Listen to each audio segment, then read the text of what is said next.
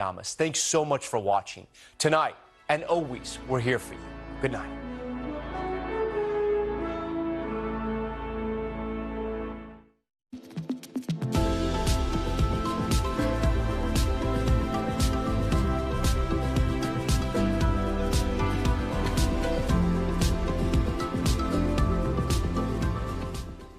KUAM News headlines are presented by Calvo's Insurance, protecting Micronesia for 85 years. Matson and the Adai Itano program. Apply at matson.com and McDonald's of Guam. I'm loving it.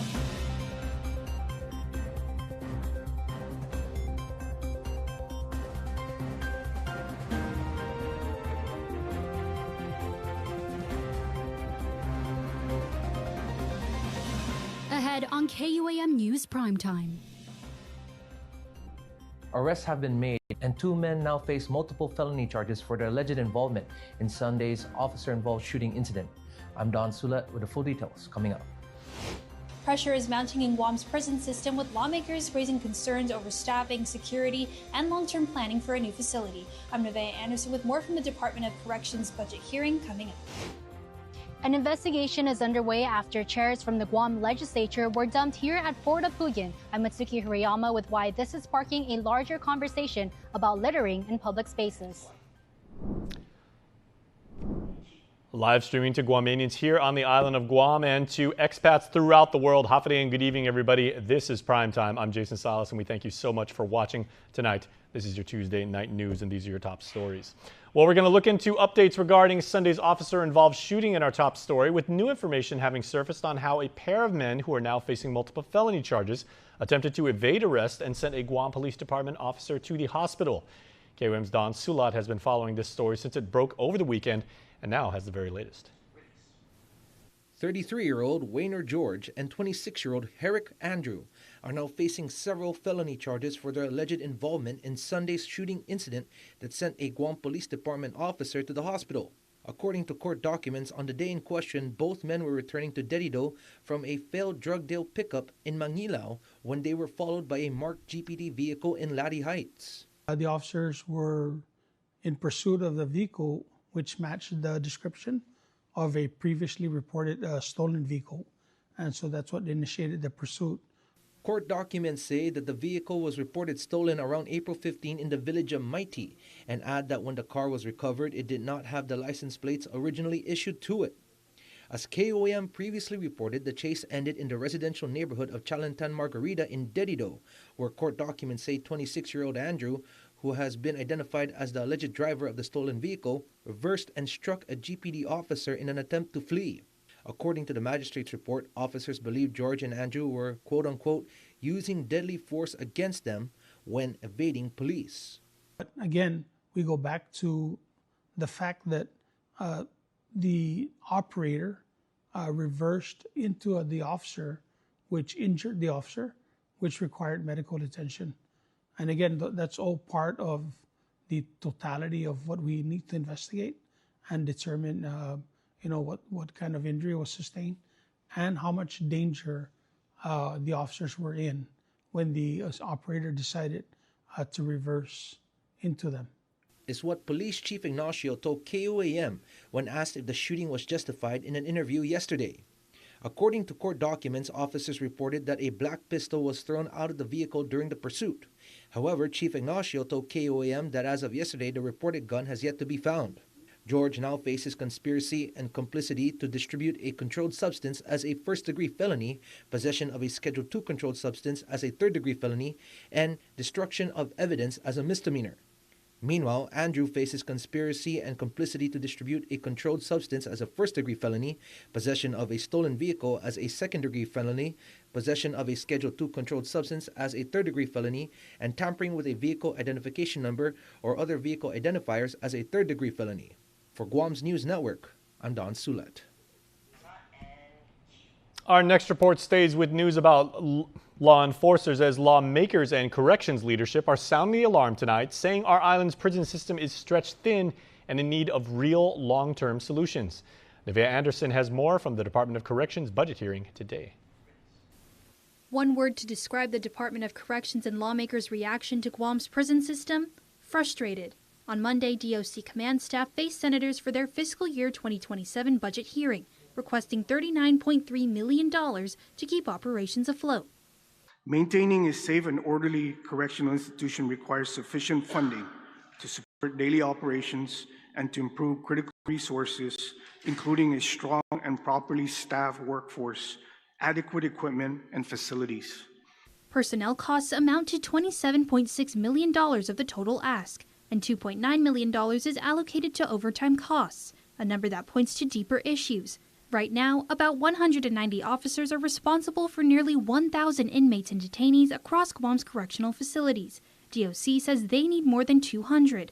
Until they can reach those numbers, however, many officers are working 12-hour shifts and getting called in on their days off. A demanding cycle that raises concerns about safety for both staff and inmates and drives up costs.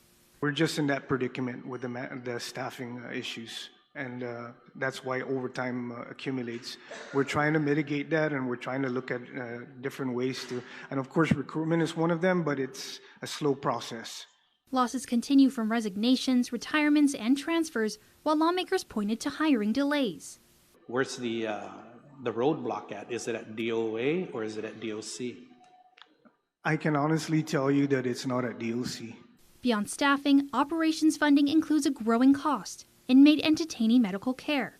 Major Anton Uggan stating many enter the system with chronic illnesses, substance use issues, or mental health conditions, and the need is growing. And they're sometimes with us less than 24 hours, and they're getting admitted to GMH. We have tried, we do work with GMH as much as possible to address their medical issues, but it goes deeper than just physical activity. I mean, years of drug use and other things. Some of them for years have never even seen a doctor until they come into our facility. We're getting quite a few homeless that are coming in, and again, they're sick, and we have to provide that reasonable care, even on their mental health side. In recent years alone, DOC reports spending $7 million on inmate medical costs. Lawmakers also flagged outdated technology, including limited internet access inside the facility, particularly in housing units and security posts, meaning some surveillance cameras aren't functioning. Major Uggan says a federal grant they've secured will help close this critical gap. And once internet gets in, now I can start connecting them, and we can have staff monitoring it. We also have a grant for $100,000 to put cameras on the perimeter. But again, it won't go nowhere unless I get my internet first. And with nearly 1,000 inmates, overcrowding remains a constant issue. DOC leaders say a new, modern facility is the long-term solution, but that project has been stalled after more than a decade of planning. Aging infrastructure, down HVAC systems and generators, and more continues to strain resources. Committee on Public Safety Chair Senator Shangu Matautau says the lack of forward movement on this project puts island safety at risk. It leads to what we're hearing today, the overtime costs, employee burnout, which we did not talk about, movement of contraband and other things. But we've seen a lot of Band-Aid fixes. We need a more permanent fix to the situation affecting our prison. Now, rising construction costs are further delaying the process. It leaves lawmakers questioning if the administration is treating this as a priority. For now, DOC is looking at short-term relief, including opening another housing dome at their main facility in Mangilao. Nevaeh Anderson, KUAM News. All right, Nevaeh, thanks so much for that report. And if you want to comment on any of these stories, make sure to go to KUAM.com or any of our social media channels. We're at KUAM News. All right, moving on in our rundown. An investigation is now underway after office chairs with tags identifying the Guam legislature were illegally dumped at a historical landmark recently. That incident prompted the Department of Parks and Recreation to speak out about an ongoing litter problem in the island's public parks and beaches, saying it's a bad look for tourism. Matsuki Hirayama has this next report. This is the chairs, if you want to look at it. So, and then we get pulled off the tags there. You can see the tags, the legislature. Parks and Rec Acting Director Warren Pelletier shows KUAM photos of office chairs that appear to belong to the Guam legislature dumped at Fort Apugin, a historical landmark. Pelletier says his staff were cleaning up the park Monday morning when they found the furniture abandoned near the bathrooms and at the cannons. When they went up there, they noticed office chairs there, and the tags all said the Guam legislature. He says an incident report has been filed with Park Police and the legislature has been notified. An investigation now underway to track down who illegally dumped government property in a public park. The Sergeant of Arms, he said that he's going to research it and find out who dispose of the chairs either from there, or did they sign it over to another agency or mayor's or some office, former senator's office, and see how it ended up there. Meanwhile, Pelletier says it's troubling that the chairs were abandoned at Fort Apugan. It's the only surviving Spanish-era fort in Hagåtña and also a popular tourist attraction. Yeah, it was shocked for us to find out that it was up there at Fort Apugan. And it's troublesome because that's one of our more populated parks with tourism, you know. A strain on DPR's resources, which faces a manpower shortage like many agencies. We begged the legislature for help. They'll see our challenges and help us, because our boat is filling up with water and we're trying hard to bail out. Pelletier says Parks and Rec crews regularly find trash littered at Guam's beaches. See how they leave the trash? There's another spot there. There's another spot there. He shows us photos of piles of garbage left behind at leased pavilions, adding sometimes they're stashed in barbecue pits and even in trees. Every Sunday morning and Monday morning, it's a serious mess out there, and it just shows that our people disrespect the parks. And then it makes the government look bad. It makes our people look bad when the trash is all over. This as DPR continues to make repairs at parks across the island damaged by Super Typhoon Sinlaku. We can only do so much, and our guys are overwhelmed with the typhoon repairs, and to still have to go around and do the pickup and then discover this where there's no respect for our parks, right? And that's the frustrating part. Meantime, Pelletier says the chairs were picked up by the legislature and the investigation is ongoing. Matsuki Hirayama, KUAM News. We are just getting started, everybody, but primetime will continue right after this, so please stay tuned. You're watching KUAM.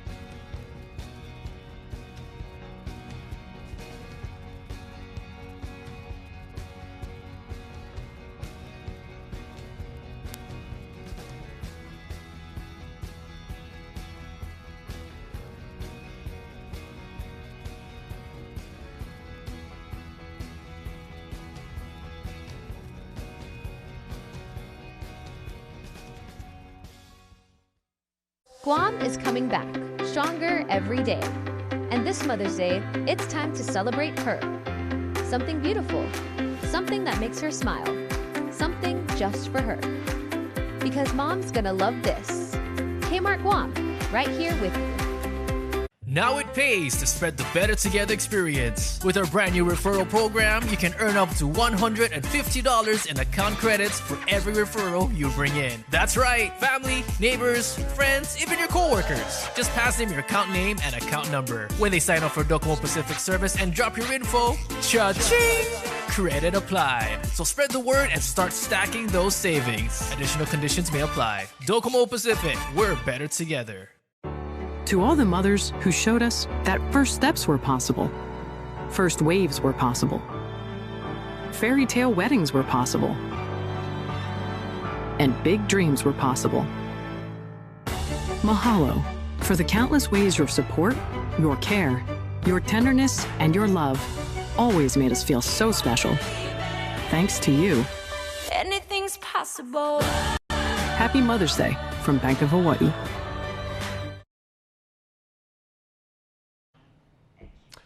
The live stream continues, everybody. Half a day. This is Prime Time. You're watching KUAM. Once again, I'm Jason Salas. Let's take a look at island education news now. As following a lapse in over $20 million in funds from Uncle Sam, it now seems as though the Guam Department of Education will now have to tap into local monies to cover their unpaid bills. KUAM's Don Salat has the details in this latest story.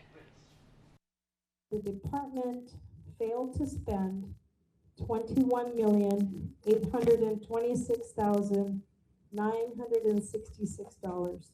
And if you recall, back in April 1st, 2025, these expired grants, including some of these specifically, were brought to the attention of the management team at the time, and we were given full assurance that we would not lose any of this funding. That was the report given by Guam Education Board Vice Chair Dr. Mary Okada in a recent GEB meeting. According to Dr. Okada, the over $21 million in lapsed federal funds comprised of around $4.4 million in Education Stabilization Fund 2, or ESF2, $3.4 million in American Rescue Plan, or ARP funds, awarded in 2021, as well as $1.9 million for Consolidated Grant 21 and $5.4 million for Consolidated Grant 22. So this is funding that the department lost because they did not adequately encumber and liquidate. The Vice Chair stated on the record that the loss of these federal grants was prior to Dr. Judy Wonpat taking the helm at the Guam Department of Education. However, the question now is, how will GDOE pay their vendors, such as Tiny Eye Occupational Therapy and Speech-Language Pathology Services? According to KUAM files, Dr. Wonpat told lawmakers in March that expired or missing contracts and incomplete documentation have impacted several projects and paused services such as Tiny Eye. Because of expired funds, there are obligations to Tiny Eye that could have been paid through the SPED funding that we lost, but because of the timing of the grant closure, it now has to be paid out of local funds for the expired money. Approximately $500,000 that we will have to use local funds to pay for obligations that were incurred that were not appropriately charged to the grant funds. The GEB adds that they are looking to the Guam Legislature to allow them access to the restricted funds during previous lapses to use local money. KUAM reached out to Acting Superintendent Wonpat for comment, but none was provided as of news time. Now for a look at your world at home. Tonight, we're taking you through Central Guam as we head through Tamuning and head over to East Agana near Lupang Towers.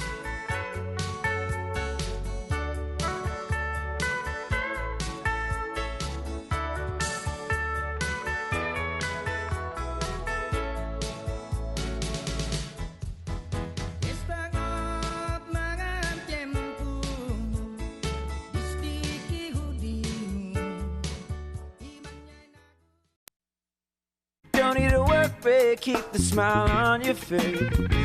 The moments you can't replace, and I'll be around. Whoa. You can count on me. You can count on me for life.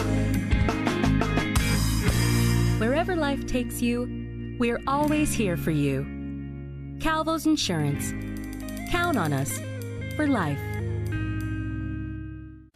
Let's go to Grandma's. Oh man. The only thing slower than her internet is her stories. Yeah, last time my video loaded, I aged 1 year. Is that? No way. Woo! Awesome. Grandma, your internet slaps. Sign up for GCA Fiber today and get grandkid approved internet for as low as $75 a month. Hey, let's go. Oh man.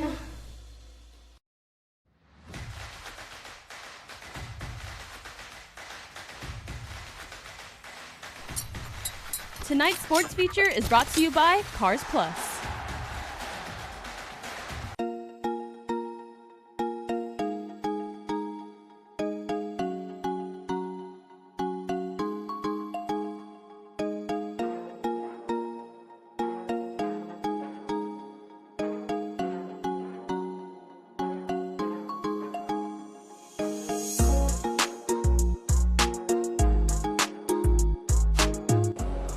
By the time he was, 10 years old, didn't want to practice, didn't want to play, and I think he got bit by the bug, and all of a sudden he became very serious about it, and we supported whatever he wanted to do. So it kept growing, and with hard work and determination, time flies, and here we are.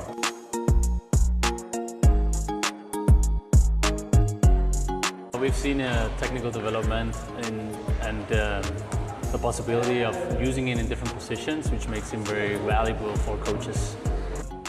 They are a Division I school, NCAA Division I. With my brother, they won the Northeastern Conference, so they're a very tough school.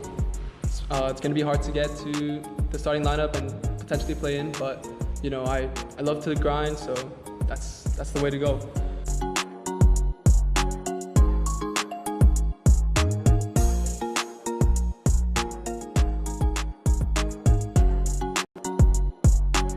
Well, the first thing I always say is you can't control your God-given talent, but you can control how hard you work. It's not only myself, but the impact everyone had on me really played a big part into my growth, into my hunger. Definitely, we always talk about how much sacrifice would we take for ourselves as a person and to continue growth, right? So being in a different country is going to be a challenge, but also it's going to be an exciting moment for him as well. I plan to study sports medicine. My future career goal is hopefully a physical therapist. I think hard work always beats talent, so I think when you watch the way he trains and the way he plays, he exemplifies that.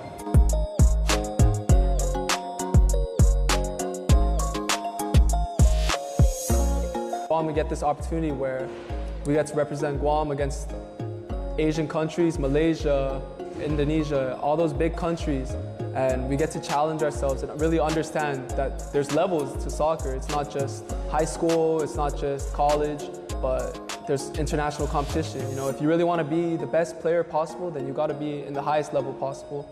And for us, we get to get that exposure playing for the national team. And I love to help people, and it's inspiring to me to see so many people that want to also help the Guam community too. So I just want to be part of them, want to be part just like that. From sauce to dust to nuggets. Diablo dusted crispy chicken nuggets. No, they don't come in mild. That would make like 0 sense with the name. Or the whole explosion thing we just did. New Diablo dusted crispy chicken nuggets. A brand new classic. Only at Taco Bell. Freedom, that's a cheap thing. Freedom to ignore this, that's a cheap thing. Sacrificing facial hair to nature and involuntary blood donations, cheap things. No one signs up for an 800-pound bear chase, but if it happens, cheap thing.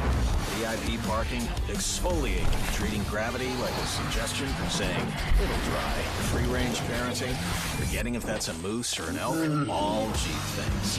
Remembering without saying it, couldn't be more of a cheap thing. Sweating your tail off, freezing your tail off, an American saving another American's tail. Cheap things. Making a cheap vehicle for only people with cash like him? Not a cheap thing. Or confusing capability with unaffordability? No, not a cheap thing. Making adventure affordable? Now that's a cheap thing. So we're bringing you more cheap things this year, because cheap things should be everyone's thing.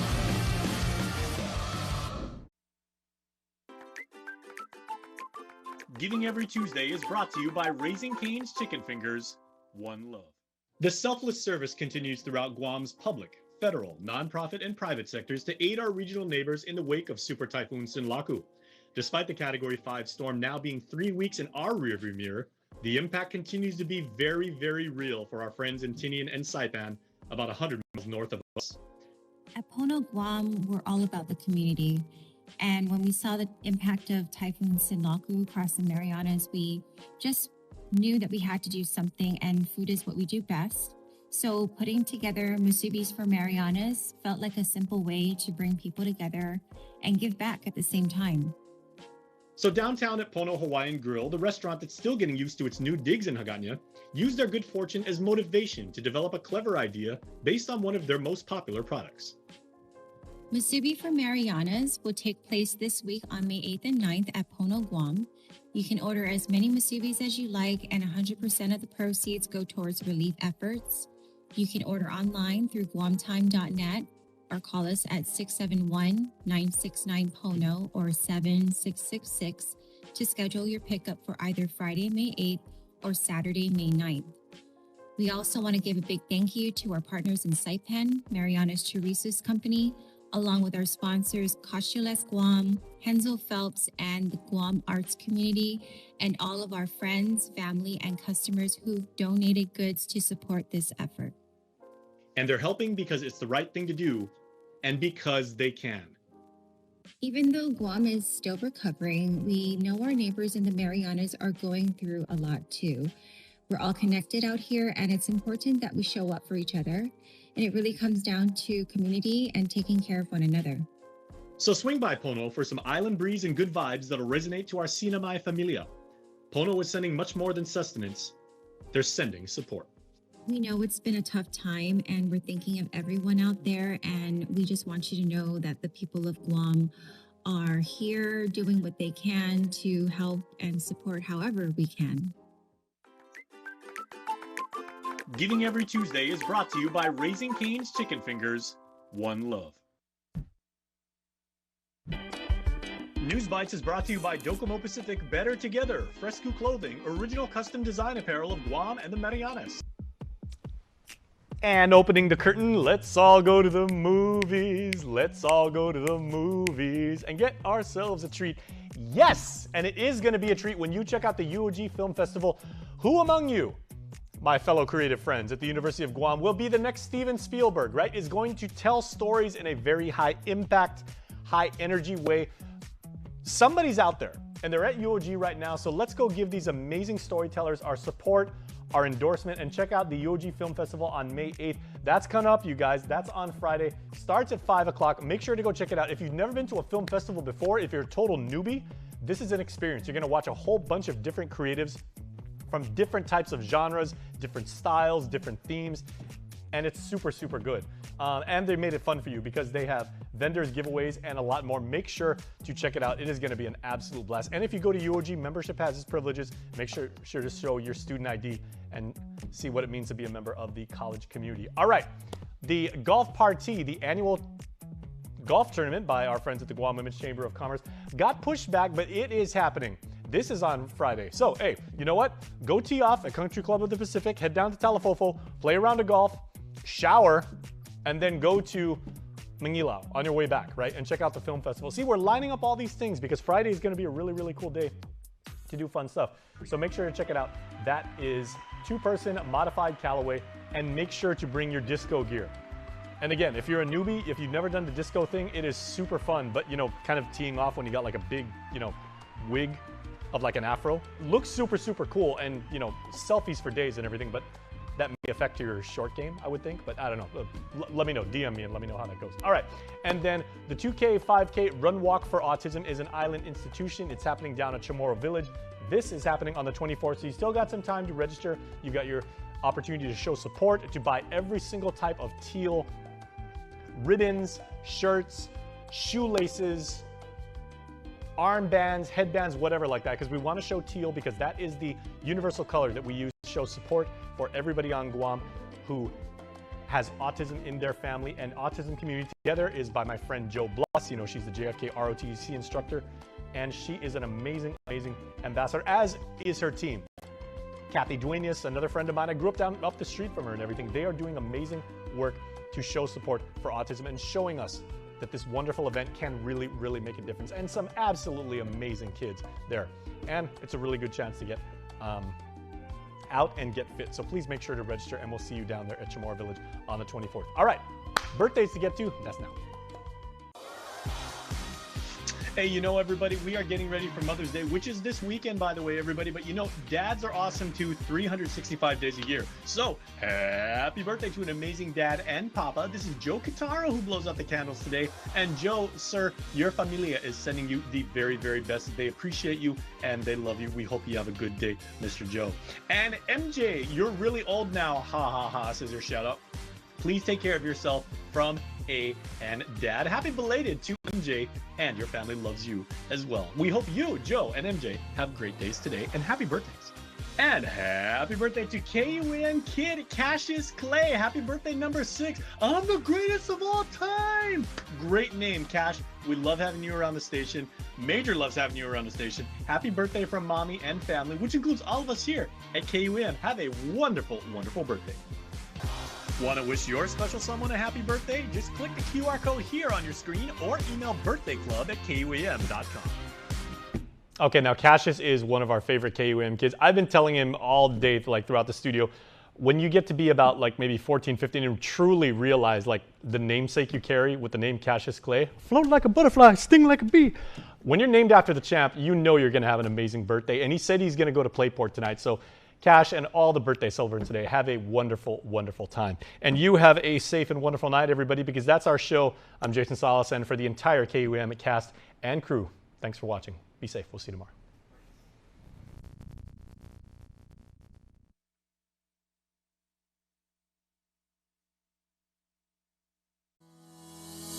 Thanks for watching Health, Home, and Lifestyle right here on KUAM. Check us out anytime on our YouTube channel, youtube.com/KUAM News, for all of our episodes about how you can live a happy and healthy island life. Hafaday Guam, and welcome to another episode of Health, Home, and Lifestyle. I'm here today at the Guam Museum, where they have this wonderful exhibit about self-determination, a long-standing issue on our island, the right to choose. And come down here, you will be inspired, you'll be educated about the history behind this very, very landmark decision that has yet to be made. It still continues to be argued, but very important to our people. And because this is a show where we give you information, education, and context about how to live a happy, educated, and healthy island life. Here's what we got for you this week.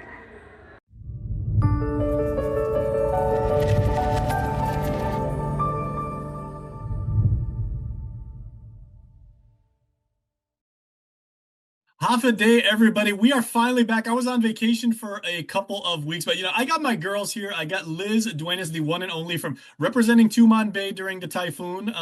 There, Liz, thank you for sending us the videos, and we're glad you and Uncle John up on essentially like the 9th floor of a very tall building. We're glad you guys fared well. Yeah, thank you. Okay, and then of course Gina Campos, all the way over in Pago Bay. That place got a lot of wind, Gina, and rain. So we're glad you did well too, and Leonard. Oh yeah, always. Yeah, we always manage to, it passes us. So and you know what, Jason, we can't complain about, I mean, I know there are some families here who are hit hard, but generally speaking, comparison to our brothers and sisters in Saipan, this was a blessing for us. Absolutely. Well, before we get to tonight's topic, let's go ahead and talk about that. So how has the real estate community, not just the agents, but the surveyors, the assessors, the people that are in title and everything like that. Have you guys actually talked about doing something for people that were directly affected by the typhoon up in the NMI? I think the Realtors Association, we're looking at pulling together an effort to help, and then collaborating with one of the other organizations. I know that there was some discussion on that on the board chat, and that we're going to meet and figure out what we need to do to help. Absolutely. And our thoughts and prayers, of course, always go up to Tinian and Saipan, because we've all got friends, we've all got classmates, we've got a family up there too. I would assume that the insurance community is very, very busy up there, and it is going to be so for the next several weeks.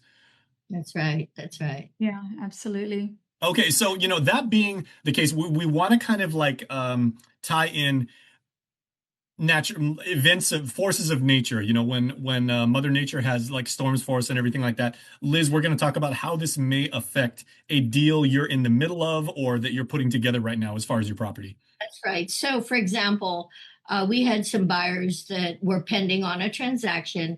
They looked at the property a few months ago and were about ready to close. So the past few days, we've been doing inspections of some of these properties that are already currently pending and ready to close their sale transaction. So the buyers actually want to go see the property and make sure that the property looks the way it did before the typhoon. So we've done this over many years during typhoons, where we go back, and we've had situations where windows were broken after the typhoon, debris all over the yard, water leaks, all over the property. But this one inspection that I did over the weekend, the home was beautifully intact. The yard looked great. The only difference with the home was in the backyard, there was debris, which the owner, the seller, is going to haul away and make sure it doesn't sit on the property when they close a transaction. And then when we went through the house, the only water intrusion was wind driven, which was through the front door, which of course didn't create any damage. And I think many of us on the island had wind driven water seeping through windows and doors. But in that particular case, there was, I think, no other damage within the property. But in the past, I know we've had cases where the windows were broken, things flew away from the home, the roof on top of the carport was tin, and that got hauled away. So in those type cases, the seller would have to place the home in the condition it was before the typhoon, or unless a buyer comments that these items are okay, I could handle that. But it has to be a joint decision between the buyer and the seller. And if something was broken, the seller has replaced the window and done some repairs to bring it to the original condition when they first viewed the home. And Gina, that is kind of the operative phrase right there, because the original condition that the property was in, when those discussions were being had for the transaction, right? Is this also an opportunity for a buyer to maybe get additional value off of this? Because, for all we know, like Liz was just saying, the roof of the carport may have been broken or ripped in two and everything like that. And now maybe the seller says, hey, I know a guy and everything. So instead of just replacing the carport, I actually put in a moonroof. Jason, the things you think of, I'm an advertising major. I think that way. Yeah. I would love to be your realtor when you get out there and buy a home, because it's going to be an exciting ride. You both are going to do that deal when it's time. Oh, yeah, absolutely. But the terms of the contract it's really clear. And that's what Liz is trying to explain, that it absolutely says that between the time the contract is signed and the day the deed is transferred to the buyer, that the house has to remain in substantially the same condition.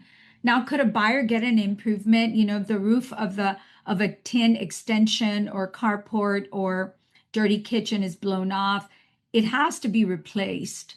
Based on the contract, because what the buyer saw when they signed the contract, you have to deliver the house in substantially the same condition.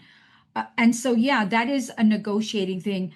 Does it have to absolutely be replaced? If the buyer says it has to absolutely be replaced, then yeah, the seller's obligated to do that. And then let's shift a little bit and think about what our insurance companies are responsible for. For instance, we do a lot of property management services here at the office. So right now, some of the agents and all our property managers, we're out there inspecting properties. And when your paint on your home, like if you're in a transaction, which, like Liz, we're in a transaction, and the paint on the home has been substantially damaged, it's certainly not the same condition it was before the storm hit. That I've reached out to the owners and I've said, file a claim, because it does appear that much of the home, the exterior part of the home, has to be repainted in order to return it to the same condition. Reach out to your insurance company and file that claim, because this is what insurance coverage is for. And so there's a lot of instances where that's actually what we're doing, is filing claims. Okay, now if you've gone through, kind of like the dance of let's have the house formally inspected by a professional, and then as is the buyer's prerogative, the buyer can go back out there again. Do you see a lot of buyers taking like a second look and just saying, oh, I'd like to go check it out? Like, again, I already know I want to buy it, but I'd like to, just see what happened with the storm, because you may be at the bottom of a hill, or, I've kind of got some concerns about flooding, or is that common, Liz? It's common, and we're getting that a lot, and we're doing that actually right now. taking the buyers. I have another inspection I'm scheduling. They want to see, what was done, what happened to the unit during a typhoon. The one I'm going to do probably in the next few days is the VKT condo. It's currently pending and the buyer's off island, but their agent is going to come through and look at the property, video with the buyer, just to see, okay, here's the condition it is right now. Is that the one that we did an episode from in that one time? I think it's on the fourth one. Okay, the Villa Cantantasi, beautiful place. Yeah. So we're going to do a walkthrough and make sure the buyer's comfortable. And then we're going to ask some questions. And during the storm, what happened? Did water seep through? Where did it come from? And what other damage was incurred during the typhoon? How about Gina? Because as realtors, you're responsible for the transaction of that property, like itself, right? What about like in the larger like scope, like a neighborhood, and say like a transformer was damaged, or there was some infrastructural concerns and everything like that? What if the buyer brings that up? Yeah, absolutely. I mean, transformers, things, power lines, you can't control that. I mean, there's absolutely, it's going to happen. Mother Nature will do what it does, right? And so those type of things are beyond your control. But what if we're selling a unit and we know that every time there is a storm in that area, for whatever reason, that area will be out of water? Like I have a house that, we used to live in the Mighty area, and you think that's really central, but I know that there was a point in time before GWA resolved the issues when we lived there, when a storm hit, would be out of water for 2 to 3 months. Now that is painful. Mighty's also on a slope too. A lot of people don't realize that Mighty's on an incline. Yeah, and there's different issues with GWA lines and distribution points and maybe the booster pumps. So those are the kind of things as a buyer, I would like to know, does this area go out of water? Of course, to some degree, you can't avoid some of these areas if that's the spot you want to be in, but be mindful of that. The new Big Arch sauce is so delicious. You'll wonder if they named the sauce after the burger or the burger after the sauce. The Big Arch, the most McDonald's burger yet. Ba-da-ba-ba-ba. And again, from a property management standpoint, not every property is the same. You may have a house that's at the top of a hill that's still really, really windy. You may be at the bottom of a valley. Liz just talked about Villa Cantantasi. That's essentially in a high rise. So you guys have to be a multi-tool asset, essentially. You should have heard the shutters. It sounded like all through the typhoon and even the day after, like a freight train was going by because it was just rattling constantly. But I got to share. Gina was sharing that Leonard bought this foam, and I think we should buy some of that foam at Home Depot, Gina, where he sealed certain areas. Gina, that's a Flex Seal? I don't know. It's the Flex Seal. Oh, I got Flex Seal too. I loaded up on that. So our upstairs, at the last typhoon, our upstairs door actually came off. It was that bad. And our roof here, it creates an area where if it rains long enough, we actually can swim upstairs. And so all of that water came through, it came down our stairwell, and it completely flooded our office. So this time, and we've replaced the door, of course, but this time what he did was, not wanting to take any chances, we sealed the door with that foam, that Flex foam. But Jason, he had to hammer it, and he actually used a saw. So he hammered parts of it to take it off, and then he used a saw to cut the rest of it away. It's a metal door, so no problems there, but we didn't realize how tight that grip was. And when you shoot the foam, it gets underneath the door and it comes up on the other side. And I guess that's what's creating the seal.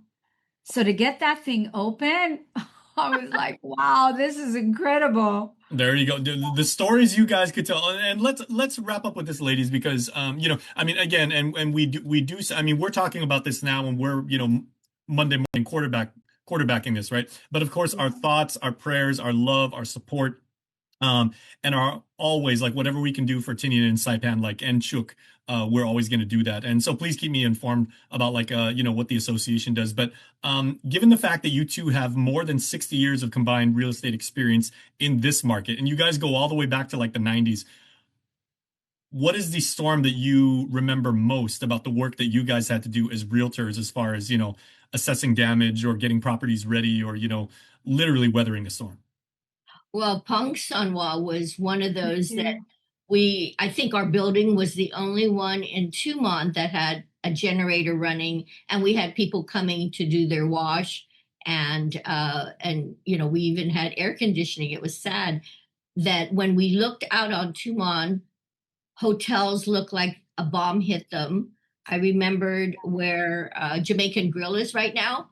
All the guts were hanging out. You remember that? And when I was a kid, the one I remember most was Typhoon Karen, because we were sleeping under the bed of my parents. They were protecting us and shielding us, but having us sleep under the bed. And we were in a Quonset hut at that time. And the only damage we had, luckily, was just a coconut tree that hit the house, but that was it. Yeah, Typhoon Karen, 1962, passed the southern end of Guam with 170-mile-per-hour winds. Yeah. But Pang Sanwa, after that, I think that's the one where it looked like a bomb hit the hotels and other buildings, because all the insides were just hanging outside the windows. Yeah, Gina, mine was Super Typhoon Paka, because that was in the late 90s. And I just remember that was the first time a tree actually fell, and it actually hit our A-frame at my parents' house and everything, and it actually cracked the A-frame. That was the first time we ever had structural damage to our house, and that was scary. Yeah, for me, it was Chataan. Remember that year? Very, very wet. Yeah, we had that year where we had two typhoons. One hit us in July, one hit us, I think, in December. Mm-hmm. And I remember that year we were basically barbecuing our turkey on the grill because we didn't have water and power through that whole month of December. And so, yeah, it was an experience. But you know what? It's these little things that make us so resilient. We can really figure anything out at this point, can't we? I remember being on Fujita Road after Typhoon Chataan. Fujita Road was underwater. Yeah. I mean, but we managed to survive. Yeah, but Guam is so resilient that people help each other and they make things happen to clear the roads, or help in the neighborhood.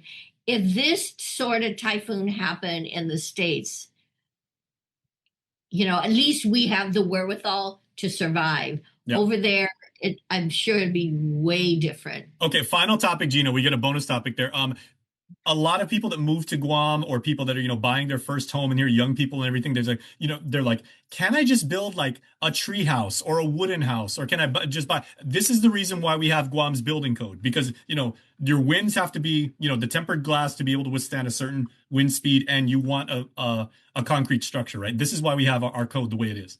Yeah, absolutely. It's like people who live in areas that experience tornadoes. They're essentially the same thing, but in a drier version. So we have the hardship of all the rain and the wind. And so, yeah, I mean, but I think a lot of people, if they could build concrete, they would. It isn't a matter of right now it's about cost and affordability, but for most people, absolutely, if you could build concrete, do the concrete. And that leads me to a topic that I want to go over. During Mawar, I found out that people that are on the land for the landless, people that are leasing, are under that program, leasing through Chamorro Land Trust. I actually found out during Mawar that if you were under one of those leasehold properties, that the Chamorro Land Trust does not allow you to build concrete homes on those lots. I don't know why, but they changed the regulation, and I don't know when it changed. And so during that period, when people were able to apply for the SBA loans to rebuild their structure that was destroyed, they were then told that they could not utilize SBA because SBA only allows concrete structures to be built with their funds, but Chamorro Land Trust requires that you only build wood and tin. I don't understand that concept, and I'm glad this storm was not as bad, so these families don't have to go through that again. But it is something that I think the legislature, maybe if the Association of Realtors can investigate this and bring it up to the people at the legislature, talk to the people at Chamorro Land Trust. It shouldn't be the case. I mean, I just don't understand why that is a requirement in their lease. These families certainly can't afford, every time there's a storm like this, they're bagging up all their things and going to a family member's home to be safe, and then they're sitting there praying that their home doesn't blow away. I don't get it. There is the key word right there, because Liz, as you said, so effectively, we've got the resiliency of our people, we've got the great infrastructure that we have here, but the one thing that we do have too is that our Blessed Mother, who is over each of your shoulders and everything, and Setaway and Kamalin is watching over us. Ask any priest or any pastor. Our Blessed Mother is always protecting us. Oh, for sure, definitely. All right, well, ladies, thank you so much, and I'm glad you guys fared well during the storm, and blessings to you and your families. Thank you. You too, Jason. Thank you.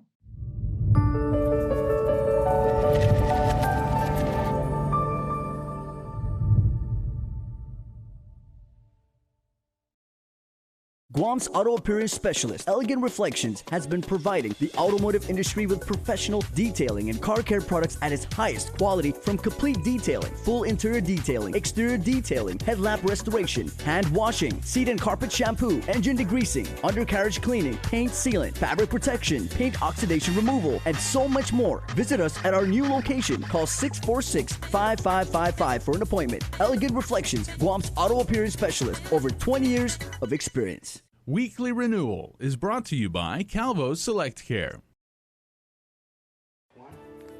Half a day, I'm Claire Calvo, bringing you your weekly renewal. April is Alcohol Awareness Month. Now, this is a time where we reflect on alcohol and drinking, but not just that, we also reflect on how alcohol plays a larger role in our health, in our relationships, and in our island community. We live in a culture that values connection, celebration, and togetherness. But sometimes alcohol becomes such a normal part of those spaces that we forget how powerful and potentially harmful it actually is. Alcohol affects nearly every system in the body. In the short term, it can impair judgment, coordination, reaction time, which is where we begin to see risks like accidents and injuries. But long term, the effects are deeper.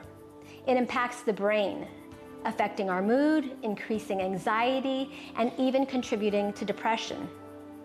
Alcohol stresses the liver, which is responsible for detoxifying the body. It disrupts sleep. Even if initially it might feel relaxing, it does affect our sleep. It can weaken the immune system and increase the risk for chronic illnesses like heart disease and certain types of cancers.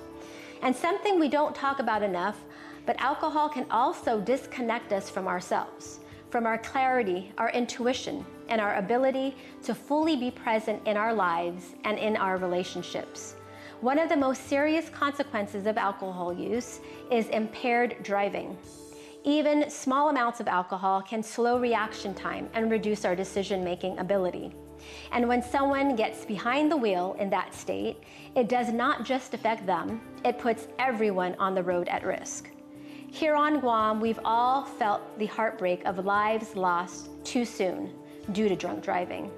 These are not just statistics. They are sons, daughters, parents, friends, members of our island community. What makes it even more difficult is that these tragedies are preventable. Every single time someone chooses not to drink and drive, whether that means calling a friend, using a paid ride, or simply planning ahead, that is a potentially life-saving decision. Alcohol Awareness Month is not about shame or judgment.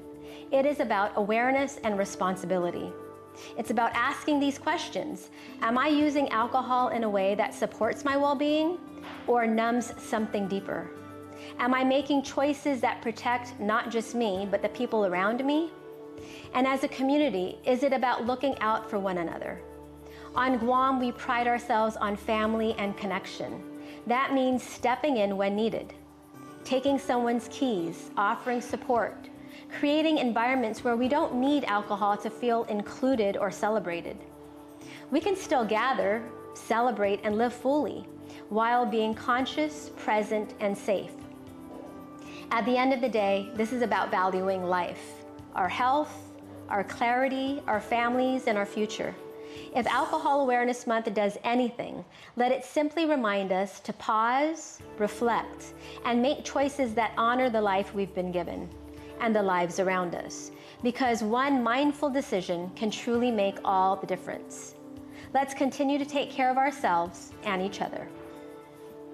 Thank you so much for joining me. I will see you next time on your weekly renewal.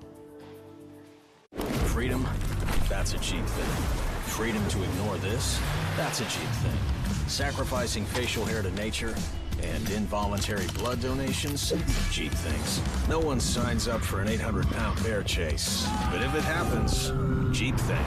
VIP parking, exfoliating, treating gravity like a suggestion, saying it'll dry. Free-range parenting, forgetting if that's a moose or an elk, all cheap things.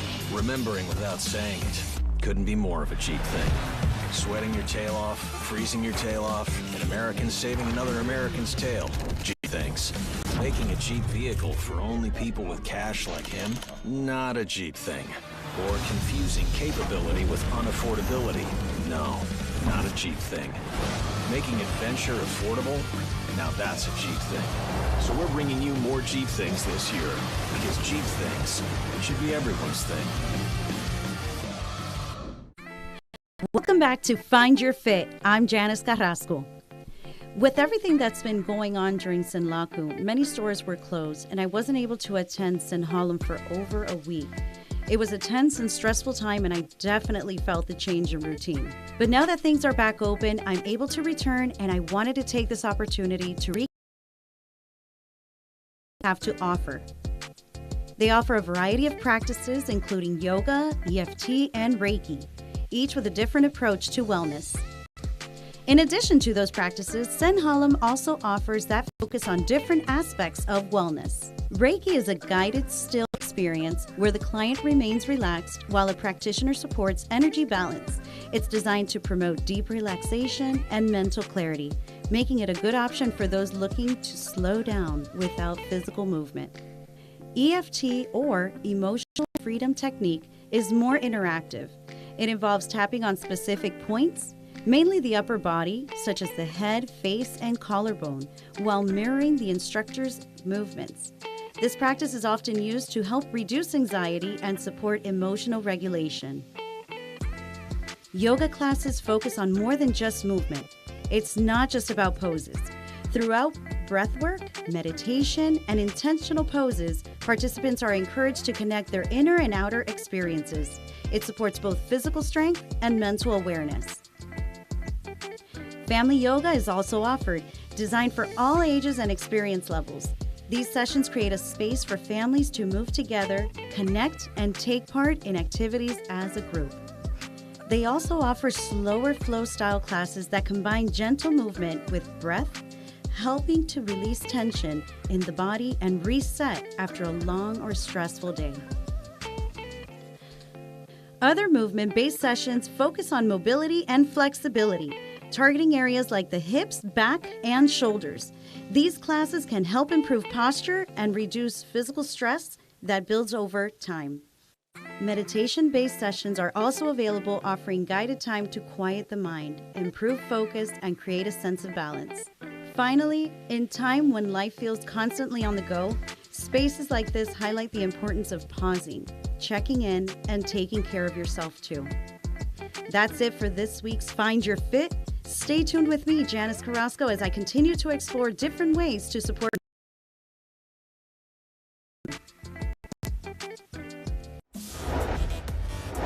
Find Your Fit is brought to you by Sin Harlem, Serenity Wellness Spa, and Primal Plate.